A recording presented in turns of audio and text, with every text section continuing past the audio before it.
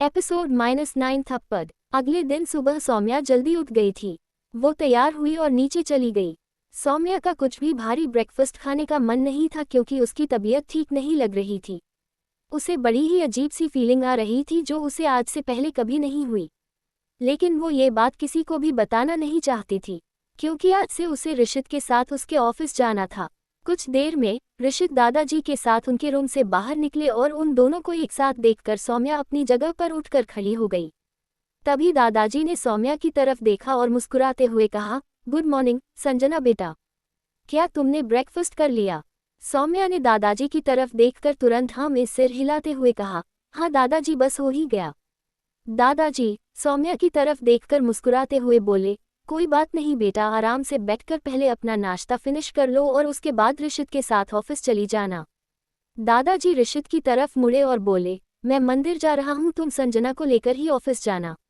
ऋषित को इस तरह दादाजी की बात का कोई जवाब न देते देखकर सौम्या को थोड़ा अजीब लगा और वो खुद से बोली, मैं तो सोचती थी ये सिर्फ मुझसे ही रूडली बात करता है, लेकिन इसने तो दादाजी की भी बात का ठीक से जवाब नहीं दिया। तभी राठी आया और ऋषित को लेकर बाहर की तरफ निकल गया। गाड़ी में बैठते ही ऋषित ने पूछा, उस लड़की का कुछ पता चला? राठी बोला, नहीं सर, अभी प्रोसेस में है, हम जल्द ही उसका पता लगा लेंगे। ऋषित ने सर हिला दिया। तभी सौम्या दौड़ते हुए आए और उसी कार के अंदर बैठने लगी। राठी ने सौम्या को रोकते हुए कहा, सॉरी मैडम, आप इस कार में नहीं बैठ सकती। सौम्या ने तुरंत पूछा, लेकिन क्यों? दादाजी ने तो मुझे ऋषित के साथ ही ऑफिस जाने के लिए कहा है। इतना बोलकर सौम्या ने ऋषित की तरफ देखा। ऋषित ने सौम्या की बात सुनकर जोर से हंसते हुए कहा, तुमने दादाजी को भले ही अपनी चिकनी चुपड़ी बातों से पटा लिया हो, लेकिन मैं तुम्हारी बातों में नहीं आने वाला। सौम्या ने ऋषित की तरफ देखा। उसे नहीं लगा था कि ऋषित फिर से उसे यूं ताने मारेगा। सौम्या को इस तरह देखकर ऋषित ने उसका मजाक उड़ाते हुए कहा, तुम्हें क्या लगता है मुझे समझ नहीं आता? तुम सिर्फ और सिर्फ मल्होत्रा परिवार की बहू बनकर रहना चाहती हो और यहाँ ऐश की जिंदगी जीना चाहती हो, इसीलिए तुम मेरी जासूसी करने के लिए भी रेडी हो गई। सौम्या ने तुरंत उसकी तरफ देखा और कहा, ऋषित तुम क्या बोल रहे हो? मैं भला तुम्हारी जासूसी क्यों करूंगी? दादाजी ने मुझसे ऐसा कुछ भी करने के लिए नहीं कहा, इसलिए तुम इस तरह की बातें मत सोचो। सौम्या की बात सुनते ही ऋषित के चेहरे से हंसी गायब हो गई और उसने सौम्या को घूरते हुए कहा, अच्छा तो अब तुम मुझे बताओ कि मुझे क्या सोचना है और क्या नहीं। तुम्हें क्या लगता है तुम मेरी लाइफ कंट्रोल कर सकती हो? बिल्कुल भी नहीं, तुम्हारी इतनी औकात नहीं है। सौम्या ने हैरानी से ऋषित की तरफ देखा और कहा, तुम मुझे गलत समझ रहे हो, मेरा कहने का ये मतलब नहीं था। ऋषित ने उसी तरह भड़कते हुए कहा, मुझे सब पता है तुम्हारा क्या मतलब है और क्या नहीं। तुम्हारे इरादे मैं बहुत अच्छी तरह से जानता हूँ। सौम्या ने अपने दोनों हाथों को बांधते हुए कहा, मुझे नहीं समझ आ रहा कि तुम ये सब किस बारे में बात कर रहे हो। सौम्या की बात सुनते ही ऋषित ने जोर जोर से हंसते हुए कहा, हाँ हाँ हाँ, और तुम कभी समझ भी नहीं पाओगी, इसलिए बेहतर होगा कि तुम इन सब चीज़ों से दूर ही रहो और जितना ज़्यादा हो सके मुझसे भी। सौम्या ने ऋषित की बात सुनकर उसकी आंखों में देखा और उसकी आंखों में एक अलग ही गुस्सा नजर आ रहा था। वो सीधे तौर पर उसे धमकी दे रहा था। सौम्या को थोड़ा गुस्सा आया, लेकिन उसने अपने गुस्से को कंट्रोल किया और खुद को समझाते हुए कहा, नहीं सौम्या, तुझे गुस्सा नहीं करना है, ये तुझे जानबूझकर गुस्सा दिलाने की ही कोशिश कर रहा है।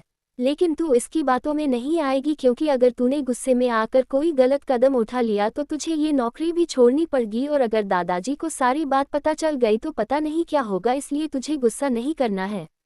वो ये सब सोच ही रही थी कि तभी राठी दरवाजा बंद करने के लिए आगे बढ़ा। सौम्या ने जोर से दरवाजा पकड़कर उसे रोक लिया तो ऋषित उसे घूर कर देखने लगा और बोला, ये क्या बदतमीजी है, दरवाजा छोड़ो। सौम्या बोली, अगर तुम्हें मुझे ऑफिस नहीं ले जाना तो दादाजी से जाकर बात करो, मैं दिन भर इस तरह यहाँ खड़ी नहीं रह सकती। ऋषित ने कहा, मैंने कब मना किया? तुम्हें ऑफिस आना है तो आओ, बस मेरी कार में बैठकर नहीं। ये कार मेरी है और इसमें मेरे अलावा और कोई नहीं बैठता। फिर ऋषित ने राठी को देखकर कहा, राठी इसे ऑफिस का रास्ता बता दो, अगर इसे ऑफिस आना होगा तो ये खुद ही आ जाएगी। राठी ने उसे ऑफिस का रास्ता बताया और वो दोनों ही ऑफिस के लिए निकल गए। कुछ ही देर में वो लोग मल्होत्रा ग्रुप की बिल्डिंग में पहुंच गए। ऋषित आराम से अपने कैबिन में बैठा हुआ काम कर रहा था। उन लोगों को मल्होत्रा बिल्डिंग्स में आए आधे घंटे से ज्यादा हो गया था और अभी तक सौम्या वहां नहीं पहुंची थी। ऋषित को ऐसा लगा जैसे अब शायद वो ऑफिस नहीं आएगी।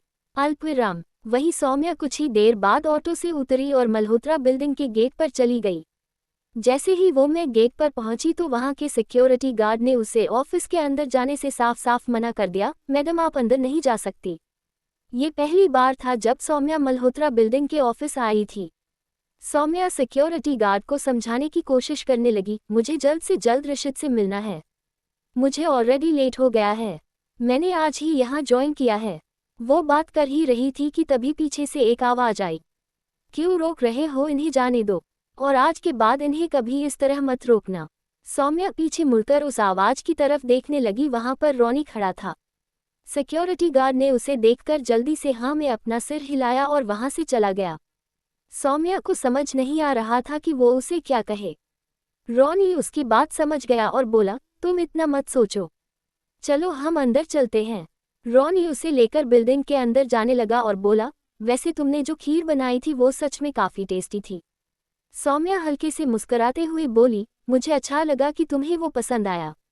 इतना कहते ही दोनों लिफ्ट के अंदर चले गए। लिफ्ट जैसे ही खुली, रॉनी ने उंगली से अपने दाएं तरफ इशारा करते हुए कहा, इस फ्लोर के कॉर्नर वाला कैबिन ऋषित का है, बस तुम्हें सीधे जाना है। सामने तुम्हें ऋषित का कैबिन मिल जाएगा। तुम अकेले कैबिन ढूंढ लोगी ना? अगर नहीं तो बताओ, मैं किसी वर्कर को तुम्हारे साथ भेज देता हूँ। सौम्या ने रॉनी की बात सुनकर मुस्कुराते हुए जल्दी से कहा, नहीं नहीं, इट्स ओके, मैं चली जाऊंगी और थैंक यू मुझे यहाँ तक पहुँचाने के लिए। रॉनी ने मुस्कुराते हुए कहा, यू वेलकम, वैसे आपको थैंक यू बोलने की कोई ज़रूरत नहीं है। अच्छा, अब मैं चलता हूँ। इतना बोलकर वो तुरंत दूसरी तरफ चला गया।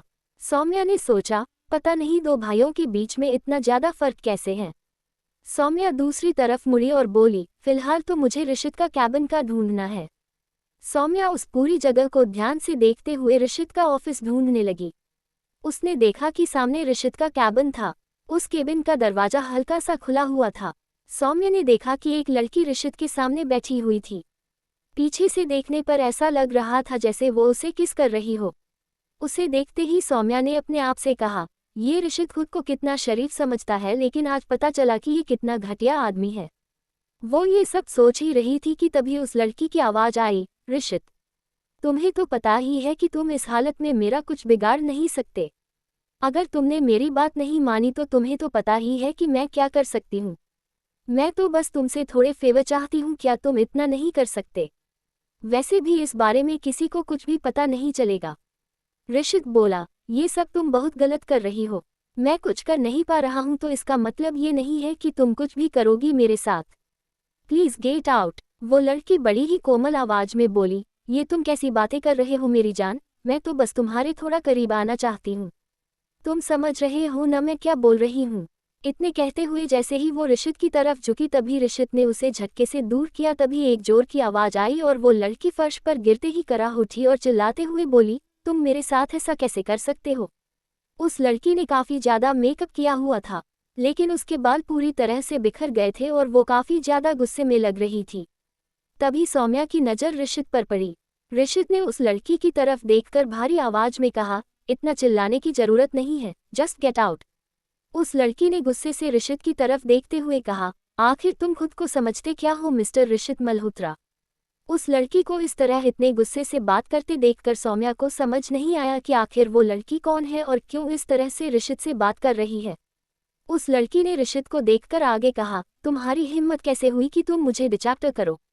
आखिर तुमने मुझे रिजेक्ट किया कैसे? उस लड़की ने ऋषित की व्हील चैप्टरेर की तरफ इशारा करते हुए कहा, तुम मल्होत्रा परिवार के बेटे हो इसलिए इतना घमंड करते हो ना, वरना सोचो तुम्हारे जैसे अपाहिज आदमी के साथ कोई क्यों रहेगा? अपनी हालत देखो और सोचो, तुम्हारे जैसा आदमी जो व्हील चैप्टरेर पर बैठा है उससे कोई क्यों प्यार करेगा? अगर तुम्हारे नाम के आगे ये मल्होत्रा ना लगा होता तो कोई भी लड़की कभी तुम्हारे पास आकर अपना इतना टाइम वेस्ट नहीं करती। उसकी ये बातें ऋषित के दिल में किसी तीर की तरह चुभ रही थी। वही सौम्या को भी बहुत गुस्सा आ रहा था। उसे इस तरह ऋषित की बीमारी और उसके अपाहिज होने का मजाक उड़ाना बिल्कुल पसंद नहीं आया। ऋषित ने उस लड़की के मुंह से ये बातें सुनी और अपने पैरों की तरफ देखने लगा। उसने गुस्से से अपनी व्हील चैप्टरेर को कसकर पकड़ लिया। वो लड़की अभी भी चुप नहीं हुई और आगे बोली, तुम्हारे जैसे अपाहिज इंसान को दूसरी कोई लड़की नहीं मिलने वाली, समझे तुम? इस बार सौम्या से रहा नहीं गया। वो उस लड़की के पास आए और गुस्से से बोली, बस बहुत हुआ, चुप हो जाओ। अब तुम इसके आगे एक शब्द भी नहीं बोलोगी। सौम्या को वहां देखकर ऋषित एकटक उसकी तरफ देखने लगा। उस लड़की ने गुस्से से सौम्या की तरफ देखा और तेज आवाज में कहा, तुम हो कौन और तुम्हारी हिम्मत कैसे हुई मुझसे इस तरह बात करने की? मैं यहाँ पर ऋषित से बात कर रही हूँ, तुमसे नहीं। सौम्या ने मुस्कुराते हुए उस लड़की को देखा। उस लड़की और ऋषित को समझ नहीं आया कि सौम्या इस तरह से क्यों स्माइल कर रही है। उसी टाइम सौम्या ने एक जोरदार थप्पड़ उसके गाल पर जड़ दिया। उस लड़की ने तुरंत अपना हाथ अपने गाल पर रखा और उसकी आंखों में आंसू थे। उसने उसी तरह गुस्से से सौम्या की तरफ देखकर कहा, तुम्हारी इतनी हिम्मत, तुमने मुझे मारा, तुम्ही तो मैं। वो लड़की बोल ही रही थी कि तभी सौम्या ने उसके दूसरे गाल पर एक और तमाचा मार दिया। सौम्या की उंगलियां उसके दोनों गालों पर छप गई थी। अब उस लड़की के दोनों हाथ उसके दोनों गालों पर थे और उसके आंखों से आंसू बह रहे थे। सौम्या ने इस बार उंगली दिखाते हुए कहा, चुप, बिल्कुल चुप, बस बहुत हुआ, अब तुम्हारे मुंह से एक आवाज भी नहीं निकलनी चाहिए। इतनी देर से मैं तुम्हारी बकवास सुन रही हूँ, अब एक शब्द भी नहीं। वो लड़की क्या करेगी अब सौम्या के साथ? क्या सौम्या ने उसे थप्पड़ मारकर कोई मुसीबत तो नहीं मोल ले ली है? क्या ऋषित को वो लड़की दोबारा मिल पाएगी?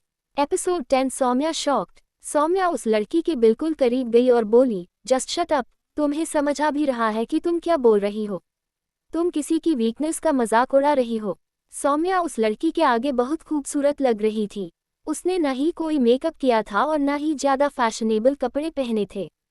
उस लड़की के सामने सौम्या की पर्सनालिटी बहुत अच्छी लग रही थी और उसका कॉन्फिडेंस उसके इस लुक पर चार चांद लगा रहे थे। वो लड़की बिल्कुल शॉक्ड होकर खड़ी थी और उसकी आंखों से आंसू बहते ही जा रहे थे। वो लड़की गुस्से से सौम्या को देखते हुए बोली, तुम ही क्या? तुम हो कौन? सौम्या ने कहा, मैं चाहे कोई भी लगूं ऋषित की, तुमको इससे क्या? मैं दुश्मन भी क्यों न हूं ऋषित की, लेकिन तुम ये नहीं बोल सकती। उस लड़की ने अपने आंसुओं को पोंछा और सौम्या को देखते कहा, तुम्हें तो मैं बाद में देख लूंगी। इस थप्पड़ की कीमत तुम्हें चुकानी पड़ेगी। सौम्या आगे बढ़ी और चालाकी से मुस्कुराते हुए बोली, तुम मुझे धमकी दे रही हो? सौम्या की ये मुस्कान देखकर वो लड़की डर गई और बोली, ये तुम ठीक नहीं कर रही हो। सौम्या आगे बढ़ी और उसने अपने फोन के कैमरे की तरफ इशारा करते हुए कहा, तुमने जो भी अभी ऋषित से कहा और किया वो सब इसमें अच्छी तरह से रिकॉर्ड हो चुका है, तो मेरे सामने स्मार्ट बनने की कोशिश मत करो। तुम्हारी सारी बातें इसमें रिकॉर्ड हो चुकी है। तुम अब अगर यहाँ से नहीं गई तो तुम जानती हो इसका क्या अंजाम हो सकता है, सो जस्ट गेट आउट। वो थोड़ा डर गई और तुरंत वहां से भाग गई। सौम्या का ये रूप देखकर ऋषित बिल्कुल हैरान था। वो अपने मन में बोला, घर पर तो ये बिल्कुल डरी सहमी सी लगती थी और अभी इसकी पर्सनालिटी को क्या हुआ, ये एकदम से इतनी कॉन्फिडेंट और इतनी बेखौफ कैसे हो गई? पर पता नहीं क्यों मुझे अच्छा लग रहा है। तभी सौम्या की नज़र ऋषित पर पड़ी। वो एकटक उसे देखे जा रहा था। सौम्या ने ऋषित की तरफ देखकर पूछा, क्या बात है ऋषित, तुम मुझे ऐसे क्यों देख रहे हो? ऋषित ने अपने कोल्ड एक्सप्रेशन के साथ गहरी आवाज में कहा, देखो तुम्हें ये सब करने की कोई जरूरत नहीं थी। सौम्या ने कहा, मैंने तुम्हारे लिए इसलिए स्टैंड नहीं लिया कि तुम मेरे सो कॉल्ड पति हो। मैंने इसलिए स्टैंड लिया क्योंकि वो तुम्हारे वीकनेस का मजाक उड़ा रही थी और तुम उसे कुछ भी नहीं बोल रहे थे। वरना मुझे कोई फर्क नहीं पड़ता कि तुम दोनों के बीच में क्या चल रहा है। ठीक है, ऋषित ने चिढ़ते हुए कहा, तुम्हें फर्क पड़ना भी नहीं चाहिए सौम्या, क्योंकि तुम एक झूठी हो। तुम सिर्फ झूठ बोलकर यहाँ तक आई हो। सौम्या ने हार मानते हुए कहा, ऋषित मैं अभी ज्यादा कुछ एक्सप्लेन नहीं कर सकती। मैं जितना कर सकती थी वो कर चुकी हूँ। ऋषित ने कहा, मुझे कोई फर्क नहीं पड़ता, तुम यहाँ मेरी असिस्टेंट बनने आई हो तो चलो ये केबिन साफ करो। ज्यादा बहस मत करो मेरे साथ। सौम्या ने ऋषित की बात सुनते ही अपनी आंखों को गोल घुमाते हुए कहा, मैं यहाँ कोई अपनी मर्जी से नहीं आई हूँ। मैं यहाँ पर सिर्फ और सिर्फ दादाजी के कहने पर आई हूँ। ऋषित ने जैसे ही सौम्या की बात सुनी तो उसने उसे घूरते हुए कहा, तुम मुझे दादाजी का नाम लेकर डराने की कोशिश कर रही हो। सौम्या उसे घूरकर देखने लगी और बोली, ये क्या बोल रहे हो तुम? ऋषित ने अपनी भौहें चढ़ाते हुए कहा, अगर तुम मुझे दादाजी के नाम से प्रेशराइज कर मुझे ब्लैकमेल करने की कोशिश कर रही हो तो भूल जाओ, मैं किसी से नहीं डरता। सौम्या ने जमीन पर पड़े कुछ पेपर्स को देखा तो वो नीचे बैठकर पेपर्स को समेटने लगी। सौम्या ने उन सभी पेपर्स और फाइल्स को उठाया। वो सारे डॉक्यूमेंट्स ऑफिस से रिलेटेड थे, इसलिए सौम्या ने सारे डॉक्यूमेंट फाइल अप करके ऋषित की टेबल पर रख दिया। ऋषित उसे ध्यान से देख रहा था। ऋषित को सौम्या की आंखों में एक अलग दर्द नजर आ रहा था, जिससे उसे 1 महीने पहले की वो रात याद आ गई। तभी ऋषित ने तुरंत अपने दिमाग में आए हुए उस ख्याल को झटका और अपने मन में कहा, नहीं नहीं ऋषित, तू ये क्या सोच रहा है, ये उस लड़की की जैसी बिल्कुल भी नहीं है। तू उसका कंपैरिजन इससे मत कर। सौम्या चुपचाप वहां खड़ी थी और तभी ऋषित ने धीमी आवाज में खुद से कहा, भूलो मत ऋषित, ये लड़की बहुत चालाक है, ये सिर्फ मेरी जासूसी करने के लिए आई है, इसलिए इसकी बातों में नहीं आना है। इसकी चालाकी और इसका तेज तर्रार बर्ताव तो अभी देख ही लिया है, अब मैं इसे सीधा समझने की गलती बिल्कुल नहीं कर सकता। ऋषित को इस तरह बड़बड़ाते देखकर सौम्या ने अपने मन में कहा, ये सच में पागल है या फिर इसे इस तरह से बड़बड़ाने की आदत है। पता नहीं क्या बोल रहा है, कुछ समझ ही नहीं आ रहा। एक काम करती हूँ, डायरेक्ट पूछ ही लेती हूँ। सौम्या ने पूछा, क्या बात है ऋषित, क्या तुम मुझसे कुछ कह रहे हो? सौम्या की बात सुनते ही ऋषित ने झटके से अपनी नजरें उसकी तरफ घुमाए और सख्त आवाज में कहा, नहीं बिल्कुल भी नहीं, मैं तुमसे कुछ क्यों कहूँगा, मुझे तुमसे बात करने का कोई शौक नहीं है। सौम्या ने ऋषित की बात सुनकर अपने मन में कहा, और जैसे मुझे तो बड़ा तुमसे बात करने का शौक है। हूँ बड़ा आया। उसी टाइम कैबिन का दरवाजा खुला और राठी ने अंदर आते हुए ऋषित की तरफ देखकर कहा, ऋषित सर, हमारी मीटिंग 1 घंटे में है, सब आपका वेट कर रहे हैं। फिर वो ऋषित के पास गया और उसकी व्हील चैप्टर को पकड़कर सीधे कैबिन से बाहर की तरफ जाने लगा। तभी ऋषित के दिमाग में कुछ आया और उसने राठी को रुकने को कहा, रुको राठी। राठी ने जैसे ही ऋषित की आवाज सुनी उसने तुरंत व्हील चैप्टर को रोक दिया और ऋषित ने सौम्या की तरफ मुड़कर देखा। सौम्या अभी भी अपनी जगह पर चुपचाप खड़ी थी। तभी ऋषित ने तिरछी मुस्कुराहट से सौम्या की तरफ देखकर कहा, तुम्हें दादाजी ने यहाँ पर मेरा असिस्टेंट बनाकर भेजा है ना? चलो मैं तुम्हें अपना असिस्टेंट बनने का एक अच्छा मौका देता हूँ। ऋषित की बात सुनकर सौम्या थोड़ा सोच में पड़ गई। ऋषित ने उसी तरह मुस्कुराते हुए कहा, अगर तुमने मेरे अकॉर्डिंग सारा काम किया और मुझे तुम्हारा काम पसंद आया तो फिर मैं तुम्हें अपना असिस्टेंट बनाने के लिए तैयार हूँ। सौम्या ने कन्फ्यूजन से उसकी तरफ देखा तो ऋषित ने अपनी घड़ी की तरफ देखकर कहा, तुम्हारे पास आधे घंटे का समय है, ठीक 1 बजे मुझे कॉन्फ्रेंस रूम में मिलो। इतना बोलकर ऋषित ने राठी को इशारा किया और वो लोग वहां से निकल गए। कुछ देर बाद जब ऋषित राठी और सौम्या के साथ कॉन्फ्रेंस रूम में पहुंचा तो सभी लोगों की नजरें सौम्या पर टिक गई। आज तक उन्होंने कभी भी ऋषित को किसी लड़की के साथ नहीं देखा था। उन सभी को जानना था कि आखिर ये लड़की है कौन। तभी एक बूढ़े आदमी ने पूछा, ऋषित, ये लड़की कौन है? जब सौम्या ने सामने देखा तभी लोग उसे अजीब तरफ से घूर रहे थे, जिससे वो थोड़ी नर्वस हो गई। सौम्या ने नजरें घुमाकर सबको देखा तो उसे एक जाना पहचाना चेहरा दिखा। उसके ठीक सामने रॉनी बैठा हुआ था। वो उसे देखकर धीरे से मुस्कुरा दिया, जिससे सौम्या की नर्वसनेस थोड़ी कम हुई और वो भी मुस्कुरा दी। ऋषित सारी चीजें नोटिस कर रहा था। उसने रूडली जवाब दिया, नर्स। किसी को कुछ समझ नहीं आया कि ऋषित ने नर्स क्यों कहा।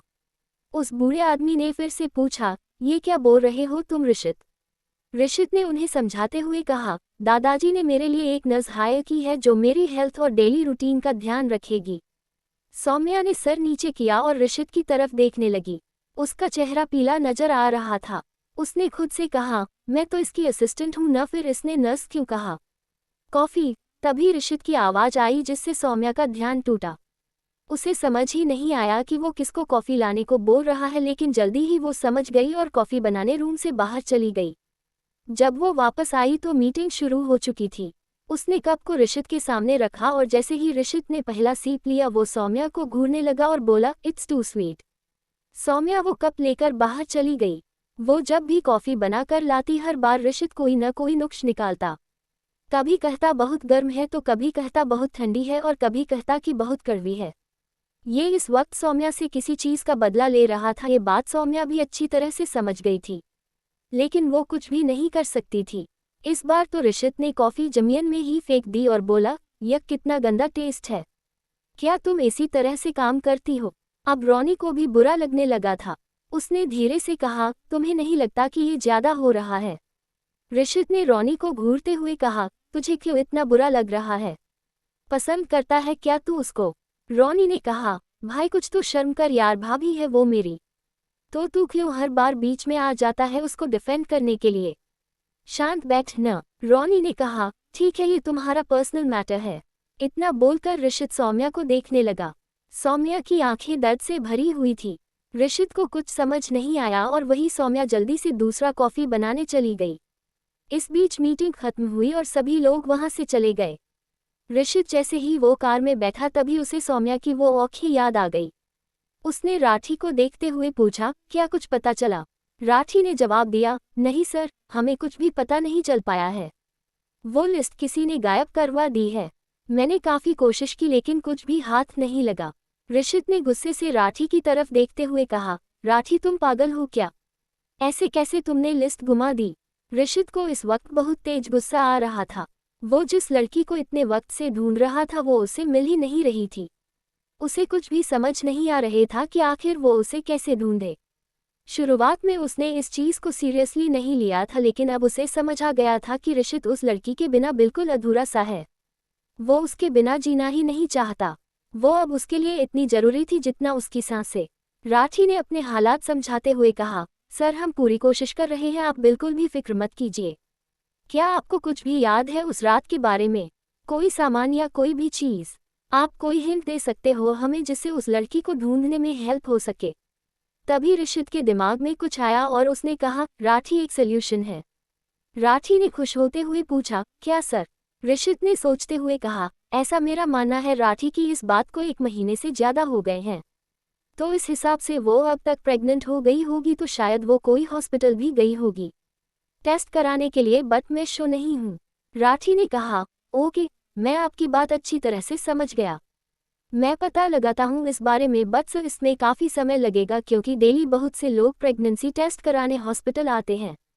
ये बिल्कुल भी आसान नहीं होगा, लेकिन मैं अपनी तरफ से पूरी कोशिश करूँगा। राठी ने ऋषित को ऑफिस के अंदर छोड़ा और बाहर आकर अपने लोगों से कांटेक्ट करने लगा। वो खुद से बोला, ऋषित सर को देखकर तो यही लग रहा है कि वो उस लड़की से प्यार करने लगे हैं, लेकिन मुझे उस लड़की के बारे में कुछ भी नहीं पता। वो लड़की अगर ऋषित से मिली और उसने मल्होत्रा फैमिली का मिसयूज किया तो बहुत बड़ी मुसीबत हो जाएगी। मुझे जल्द से जल्द उस लड़की को ढूंढना होगा। सौम्या जब कॉफी का कप लेकर आई तो कॉन्फ्रेंस रूम में कोई भी नहीं था। पहले ही सभी वहां से जा चुके थे। सौम्या ने हैरानी से चारों तरफ देखा और रूम खाली देखकर बाहर जाने के लिए मुड़ गई। तभी उसकी आंखों के आगे अंधेरा छाने लगा और उसके हाथ से कप छूटकर नीचे गया। सौम्या का सर घुमा और वो नीचे गिरने लगी। क्या हुआ है सौम्या को? क्यों आ रहे हैं उसे चक्कर? बैकवर्ड क्या चल रहा है आखिर ऋषित के दिमाग में? क्या राठी उस लड़की को ढूंढ पाएगा? आखिर क्यों ऋषित अचानक से सौम्या को अपना असिस्टेंट बनाने के लिए मान गया?